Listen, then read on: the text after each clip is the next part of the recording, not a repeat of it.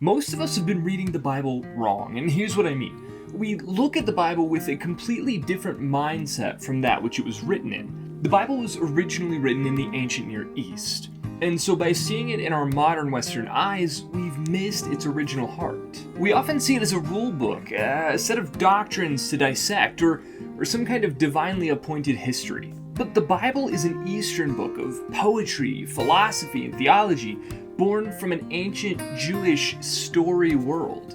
So in this video, we're going to talk about what it means to approach the Bible like an Eastern book, and why it can transform everything you think you know about faith. I'm Joshua, a Jesus follower and truth seeker. Welcome back to The Truth in Tension, where we ask old questions in new ways. So starting right off, we all come to the Bible with some presuppositions. One of the first of which is, how do we believe the Bible was written? Like, what do we believe about inspiration? That doctrine we all talk about. I cover that in this video and tell kind of what I think about all that. But moving on from that, we also have cultural presuppositions, not necessarily about the book itself, but what we bring to that book.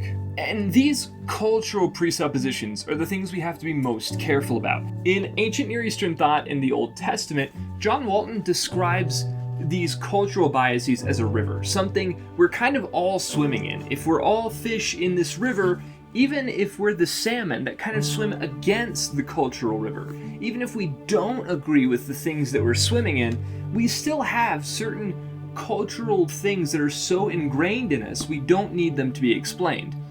Among the currents in our modern cultural context, Walton says, we would find fundamentals such as rights, privacy, freedom, capitalism, consumerism, democracy, individualism, globalism, social media, market economy, scientific naturalism, an expanding universe, empiricism, and natural laws, just to name a few.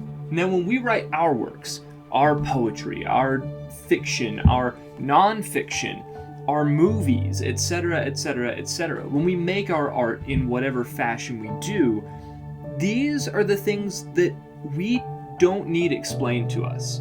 And in the same way that these are so ingrained in us that they just kind of come out in our art. The Bible and its authors had the same types of cultural contexts.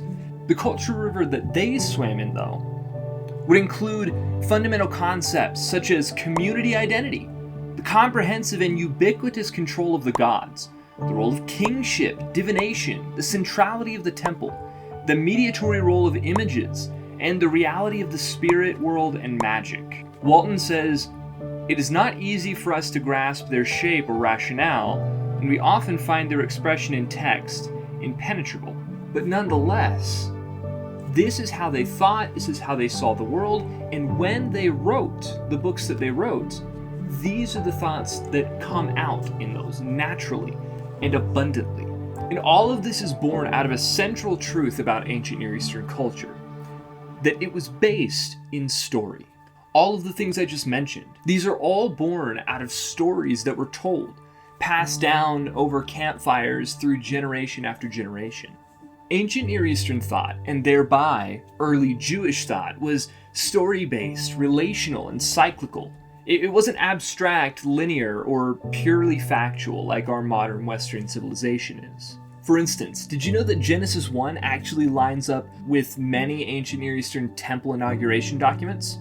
In yet another John Walton book, The Lost World of Genesis 1, I like John Walton if you can't tell. Walton kind of details this relationship between the Genesis 1 creation account and the temple inauguration documents that were written in the ancient Near East, noting that in Genesis 1, the entire earth is the temple. That is what God creates, where His glory will fill the temple, which we see all through the Psalms and prophets, and His idol that is placed in the temple is mankind. I have an entirely separate series on the image of God and what that means. You can find that right here. But the story goes that God made His temple, and He put us in the temple to be the idols that reflected Him to all of creation, the means by which His glory would fill His temple of the earth. Man marred that relationship and so was exiled. But there was always a promise of a time when Eden and all of the goodness of that temple would once again be restored. And we see through the story of the Bible, culminating in Jesus and the eventual return of Christ, both the struggle of man and the sovereignty and power of God, finally echoed in the restoration of Eden in Revelation, where there's a promise of a good kingdom, a place where men and women will be restored to the role that we originally had, not doomsday and hellfire, but a restoration of a good kingdom. And everything in between points to Jesus, the one who makes that good kingdom possible. From exile to Exodus, to Sinai, to the wilderness, to the promised land, from prophet to prophet, and from one king to the next, until everything is fulfilled in our good King, Jesus. Jesus then becomes the fulfillment of the hope of the story.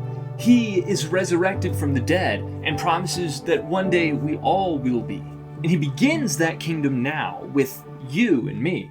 And that's the story of the gospel. So when you break it down, the Bible is one big story born from a long tradition of epic narrative, from Gilgamesh to the Enuma Elish, and built on the faith and theology of the ancient Israelites. And within that story, you've got psalms and prophetic literature that are deeply poetic, not systematic theologies. And you do have law and prose, but even those, like, for instance, Paul's epistles, they almost always start or transition to some recounting of Old Testament stories.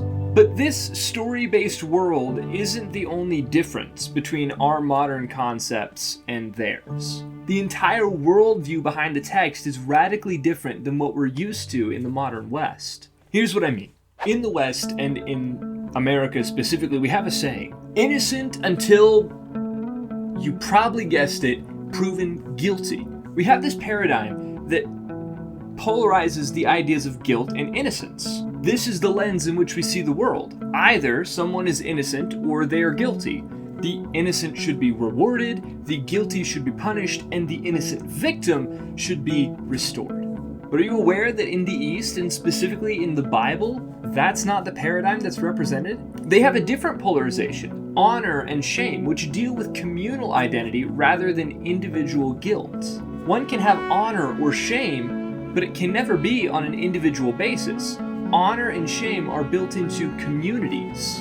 So, rather than committing a trespass, individually becoming guilty, and seeking penance until you can once again be innocent, you might make a decision that hurts the community and be put to shame until you seek some kind of restoration, for instance, a repayment to someone you stole from, and be restored to an honorable place. Let's take the prodigal son, for instance. There is more to do with his restoration to a place of honor after having become shameful and provoking shame on his family than it ever was about guilt and becoming innocent again. The feast, the ring, the robe, these are things that would be given to someone of a position of honor, not just someone who wasn't guilty. Even the story of the first mistake in Adam and Eve. When they ate of the tree, no matter what exactly that means, they realized that they were naked.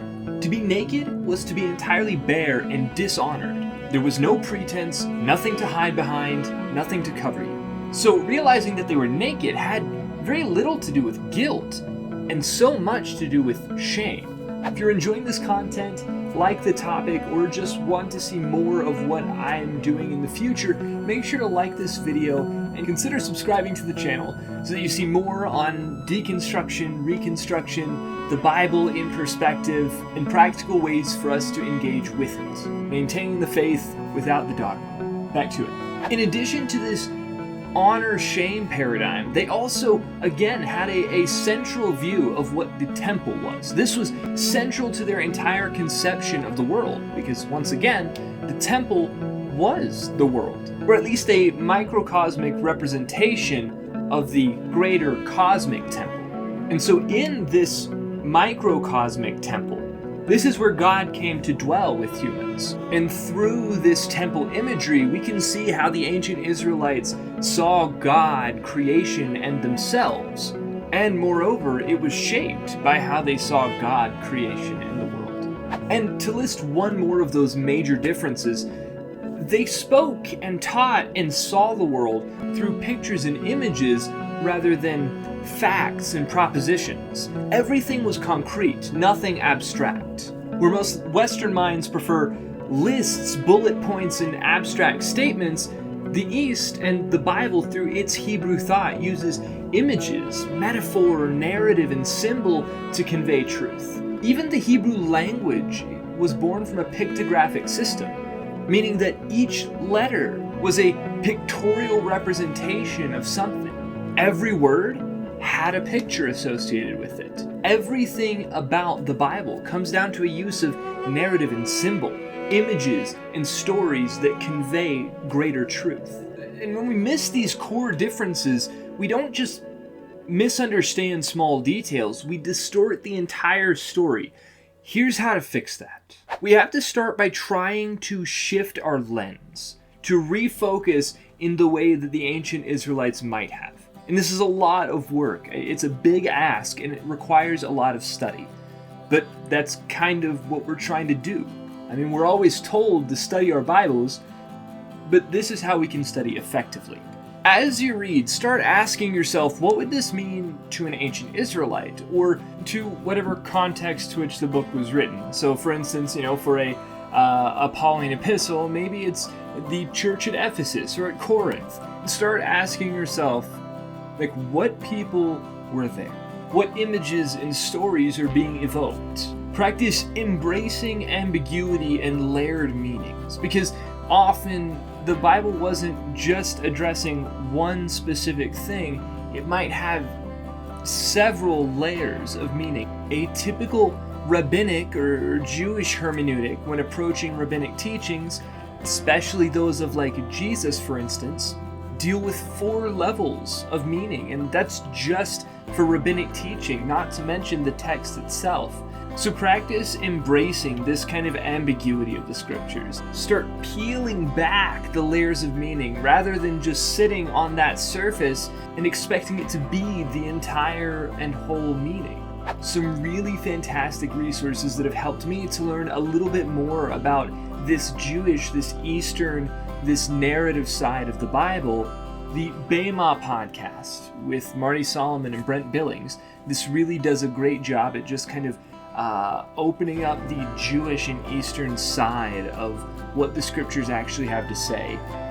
Anything, again, by John Walton, just fantastic author. I have more of his books on Audible, or I would show them off. Just a fantastic scholar of the Bible, specifically in regards to ancient Near Eastern thought. The Bible Project does a great job at looking at just kind of the ancient Near Eastern literature and literary forms that are present, tracing kind of the themes and stories throughout. Sandra L. Richter's The Epic of Eden does just a phenomenal job at putting in cultural context the epic story of the Bible and how it was shaped by ancient Near Eastern thought and the epics that were written in the surrounding regions. Or just keep following me here and join in the journey. A lot of what I teach does come from a lot of these other sources.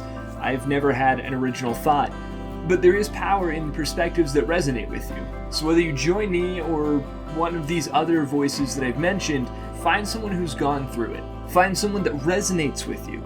Join in that journey wherever you feel comfortable. Because as you go along this journey, you're going to see that the Bible's Eastern worldview isn't just interesting trivia. It's an invitation to rediscover your place in God's story. Seeing the Bible as an Eastern book unlocks a world of depth and beauty. But if we do truly accept this, we'll have to rethink some of the most basic categories that we've held, including what it means to be human. If you want to know where I really started rethinking all of this and putting it in its perspective, it was with the concept of images, namely what it means to be made in the image of God. And I already did an entire video about that subject, which you can find right here, so make sure to check that out and learn what your role actually is. I'll see you over there. Until then, go in peace, walk in truth, follow always the law of love.